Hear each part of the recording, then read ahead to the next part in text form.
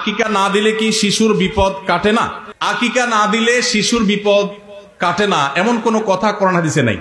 তবে আকিকা দেওয়া এটা গুরুত্বপূর্ণ একটা আমল। আল্লাহ কাউকে পুত্র সন্তান দান করলে 2টি ছাগল, আর কন্যা সন্তান দান করলে 1টি ছাগল জবে করা, এটা নবীজি সাল্লাল্লাহু আলাইহি সাল্লামের সুন্নাহ। এটা জন্মের 7ম দিনে, না হলে 14তম দিনে, না হলে 21তম দিনে করবেন। সেটাও যদি কোনো কারণে না হয়, পরে যে কোনো সময় করলেও আদায় হয়ে যাবে। এমনকি কারো শিশুকালে যদি আকিকা দেওয়া না হয়, বড় হওয়ার পরে তার আকিকা দিলেও আদায় হয়ে যাবে।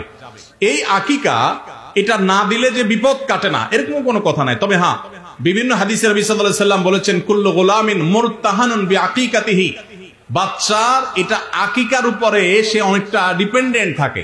এই হাদিসের ব্যাখ্যা অনেক মুহাদ্দিসরা বলেছেন, আকিকা না দিলে, আকিকা দেওয়ার ফলে সে বিভিন্ন ক্ষয়ক্ষতি থেকে বেঁচে থাকতো। অনেকে বলেছেন শয়তানের কুমন্ত্রণা থেকে বেঁচে থাকে আকিকার মাধ্যমে, এটা থেকে সে আর বাঁচতে পারে না, ওই ক্ষতি তাকে স্পর্শ করার সম্ভাবনা থাকে।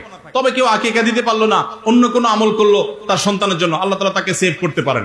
এমন কোনো কথা নাই যে আকিকা না দিলেই তার সন্তানের বিপদ কাটবে না। তবে আকিকা দেওয়া উচিত, এর মাধ্যমে সন্তান নানাভাবে উপকৃত হয়, নানাভাবে সেভ থাকে, নিরাপদে থাকে। আল্লাহ আমাদের যাদের সামর্থ্য দিয়েছে তাদেরকে আমল করার তৌফিক দান করুন।